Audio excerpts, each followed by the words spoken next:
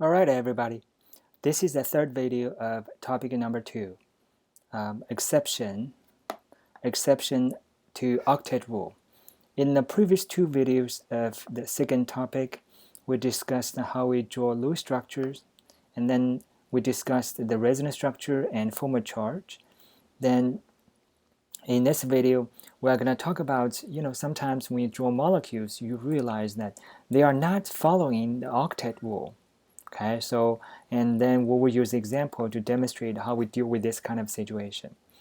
There are three types of exceptions, and the first one, odd electron species. Well, if you recall the molecules we did in the previous two videos, all of them, if you count the valence electrons, all of them are even numbers. But, in the following examples, you will see that when you count the valence electrons, they are odd number. Okay, so that's going to be interesting to deal with. Let's see the first example. Nitrogen monoxide. Well, skeletal structure, NO single bond. Now let's count the valence electrons. Nitrogen, 5. Oxygen, 6. Remember, this is a neutral molecule, okay? So, 11 total. As you can see that 11, indeed, it's an odd number. Now, let's distribute the 11 electrons on the two atoms. Well, since oxygen has a higher electron negativity, let's make sure that oxygen has 8 electrons first. Okay, we'll give it 6 more. All right, now you've already used 8 electrons, 2 here, 6 here. Okay, so you still have 3 left. So where should we put those 3 electrons? Well, apparently would be on nitrogen, because nitrogen needs electrons. Okay, now if you count the electrons again, nitrogen has total 3 plus 2, 5. Still, it's not happy. All right, as we learned in the Lewis structure, we can form double bond. Well, oxygen donate 1 more pair to form a double bond. Now, double check. Nitrogen, 7 electrons. It's better than 5, but still, it's not octet yet. Well, how about a triple bond? Whoops. How about triple bond? Well, if that's the case, it will have a triple bond between N and O. Oxygen, still 8 electrons, but nitrogen now has 9 electrons, 6 plus 3 here, okay? Well, nitrogen, it's not going to happen for nitrogen, because nitrogen in the second period, the size of nitrogen is so small, does not have enough space for 9 electrons. In other words, nitrogen always follow, the nitrogen will never get more than 8 electrons.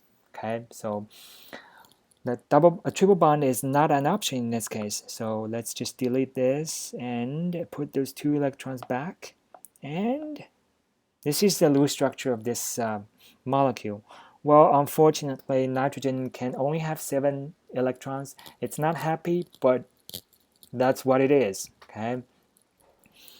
This in chemistry, we call this type of molecule with the unpaired electron, we call them radical. Okay. Most of the radicals, they are quite reactive, because as you can imagine, since nitrogen does not have 8 electrons, it wants to get electrons from somewhere. Okay. So it tends to react with other species to get more electrons, or share electrons to satisfy the octet rule. Okay. Now this is the first example. The second example would be ClO2. Okay. ClO2. Let's see skeletal structure. Chlorine would be the central atom. Oxygen on 2 sides. Valence electrons. Chlorine 7. Oxygen each 6, and then times 2, since you have 2 oxygens, then total you have 19 electrons. Okay, now let's distribute the electrons on the 3 atoms. Well, oxygen, you want to make sure that it's happy first. Okay. All right. Now, if you count the electrons, 8 here, 8 here, so you've already used 16 electrons, and you have total 19. That means we have 3 more. So let's put it on the central chlorine atoms because it needs electrons. Right now, it has 2, 2, 3, so total 7. Okay. Well, as you notice, that we might be able to just share more pair with oxygen to form double bond. Okay, let me draw it here. What the structure look like if you have one double bond, okay, and one single bond. So this is how it looks like. Okay, how about 2 double bonds? Okay, I'll ask this oxygen share one pair to form a triple bond. In other words, the structure would look like this: 2 double bonds on 2 sides. Okay. All right. Now let's just take a quick look of those 3 structures. You have, oxygen. No matter which structure you are talking about, oxygens are happy. But for chlorine, this one has 7 electrons. We said that in the previous example here, the atom can have 7 electrons. So not surprising. This one here, it has 9 electrons. Well, we just said that, for nitrogen, it cannot get more than 8 electrons, right? How come chlorine can get? Well, the thing is, chlorine in the 3rd period, it's much larger than nitrogen, so it has enough space to accommodate more than 8 electrons. Actually, this type of thing, get more than 8 electrons, is the 3rd exception to the octet rule, which will be discussed in the following slide. Okay, so don't panic here. I just need you to know all 3 structures are possible. Okay, for the last one here, chlorine has 11 electrons. Okay, so but again, chlorine can get more than 8 electrons. So even if you have 11 electrons, that's fine. Now, which one is the best? Do you happen to remember the formal charge? Well, we can still use formal charge to calculate to identify which one is the best. Okay, I'll try this one here. You have 6 valence electrons minus 6 dots, non-bonding electrons minus half of its bonding electrons, which will be 2. So this one would be -1. Okay, so I'll label that with red color. So -1. And here, this oxygen will have the same calculation formula as this oxygen. Okay, so this one is also -1.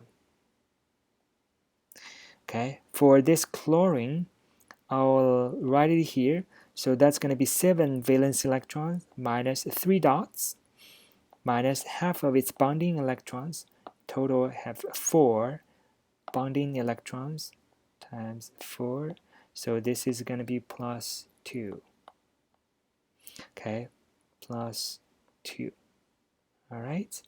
And you can see again, neutral molecule, you add those 3 together, cancel each other out. So it's 0. Now, if you do the calculation for the other 2 structures, I'm going to just label it quickly. -1 here, 0 here, okay. And then this one is going to be +1. And here, 0, 0. For the middle chlorine, actually, 0. Okay. Now you can see which one is the best. Apparently that this one would be the best because it has 3 zeros, much better than this one with 1 zero, much better than this one with no zeros, and +2 in the center. Okay, according to the rule number 3 in the formal charge video, we know that if a structure has more zeros, most likely it will be preferred. Okay, so these are 2 examples of the odd electron species. The second type of exception to the octet rule is incomplete octet. Okay, let's see the first example. All right, the first one, BF3. Okay, boron trifluoride. Well, if you draw the Lewis structure, it will be something like this. Okay. Well, each fluorine has 3 long pairs. 3 long pairs. Okay. And this is structure. If you don't believe me, you calculate the valence electrons. Boron 3 valence electrons, fluorine 7 valence electrons. Of course, you have 3 times 3, 7. So total you have 24 valence electrons. And you can see that you have 8 here, 8 here, 8 here. So you've already used 24 electrons. And you may ask me, hey, how about double bond? Well, how does this look like? Everybody's happy, right? Well, remember the last procedure, last step, when we draw Lewis structure, fluorine will never form a double bond because the electron negativity is so high. So no double bond for fluorine. So the 2 electron will stay with fluorine. Okay, so as you notice now, the boron will stay with a total 6 electrons. So this is an electron deficient center. Okay, this is incomplete octet. It wants to get 8 electrons, but in reality, it just simply can't. Another example is a BH3, boron trihydride. Okay, it's similar to boron trifluoride. Okay, and this is a Lewis structure. Okay, again, if you calculate the valence electrons, hydrogen.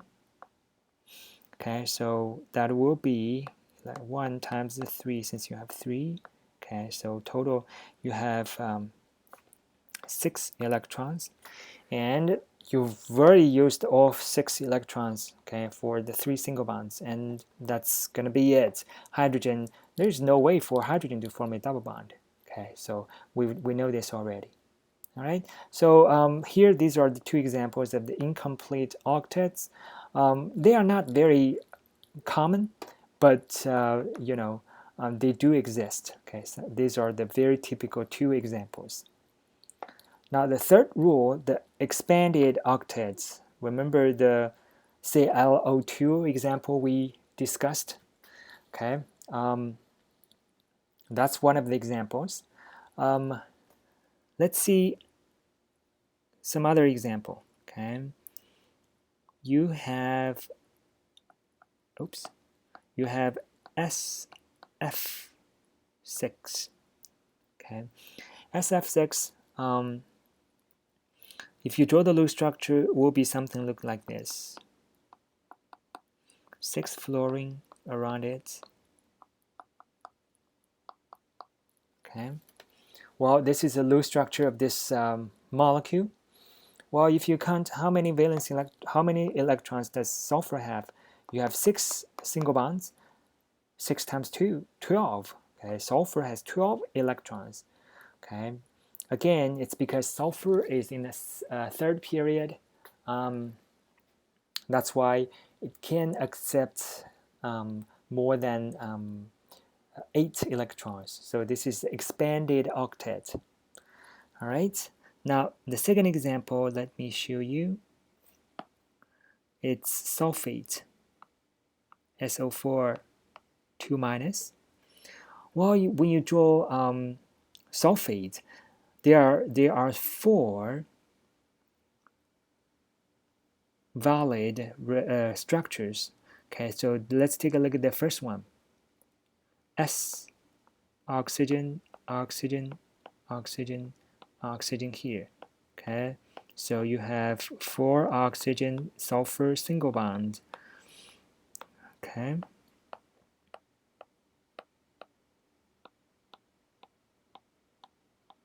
Of course, brackets with 2 negative charge. Okay, so this is this one. All right, now sulfur in this structure, sulfur has 8 electrons. It looks like everybody's happy, right? But since sulfur can get more than 8 electrons, let's try the structure with 1 double bond. How about that? Let's try them, and later on we will use forward charge to identify which one is the best. Okay, so in other words, you would have, let's see, if 1 double bond with the bottom oxygen, you still have,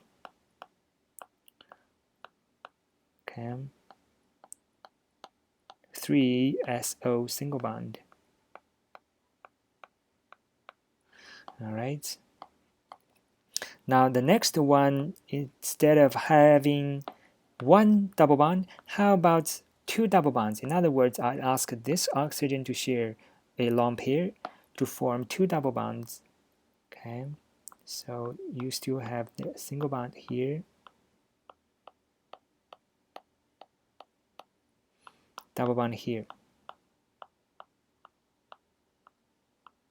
double bond here.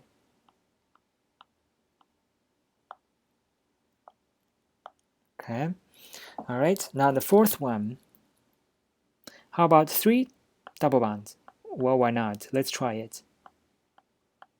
Okay.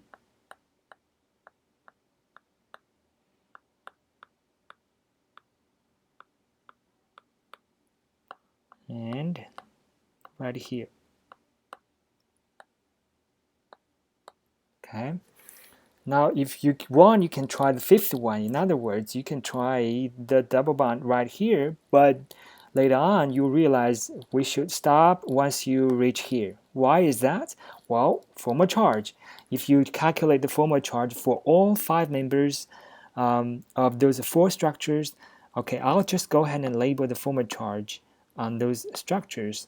So this one is going to be -1, -1, okay, and this is going to be -1, -1, and the central sulfur would be +2. And if you do the calculation of the 5 formal charges, add them together, the sum is -2, and matches with the charge of this SO4 2-. So our calculation is good. Now the second here, -1, -1, 0, -1, okay, and +1, okay. All right. Again, if you add them together, it is still -2, okay. Now the third one, -1 here, -1 here, 0 and 0, and this one 0.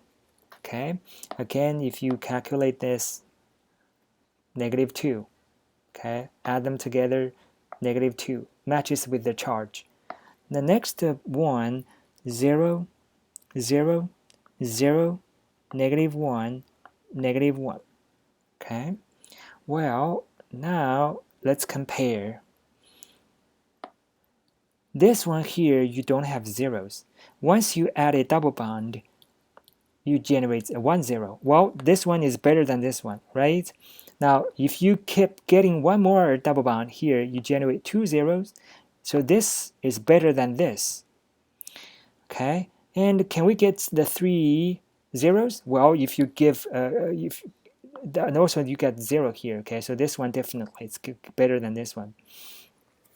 How about this structure? This structure, you get one more double bond, and you still have 3 zeros. Okay, so it looks like this one and this one, if you are talking about the rule number 3 of the formal charge, these two looks like they are the same. Okay, they are equal. But if you take a look at the negative formal charge, okay, now rule number 4, well, the negative formal charge is on this oxygen and this oxygen. Well, the -1 formal charge in this structure is on sulfur and oxygen. Well, we said that if you have an atom with higher electron negativity, it prefers to have a negative formal charge. So when you compare sulfur and oxygen, apparently oxygen has a higher electron negativity than sulfur, right? So if you want to decide which one of the two atoms should have the -1 formal charge, apparently oxygen should have 1, right? So therefore, these two structures, they have the same number of oxygens, same number of -1, but because the -1 charge resides on this oxygen with higher electron negativity, this structure is better than this structure. All right, so that's why I said that once you get here, you probably want to stop, because even if you draw the next structure, I'm going to write it here, sulfur with 4 double bond. Okay, if you calculate the formal charge, 0 here, 0 here, 0 here, 0 here, 0 here, but you would have -2 in the center. And we know that rule number 3, you have, even if you have 4 zeros, but you have -2, that's going to be a problem, because, you know, with lower formal charge, it always prefers the, you know, the structure with lower formal charge. So even if you have more zeros, -2 charge is not an option. Okay, so that's why we cannot just keep adding double bond. You have to use the formal charge to check where you need to stop.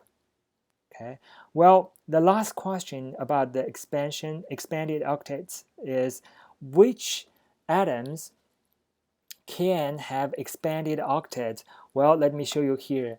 For those elements, for those non-metal elements in third, fourth, and fifth periods, more specifically phosphorus, sulfur, chloride, and arsenic, selenium, bromine, okay, and antimony, and tellurium, and iodide. Those 9 elements are the common elements that can have expanded octets in Chem 1 and Chem 2.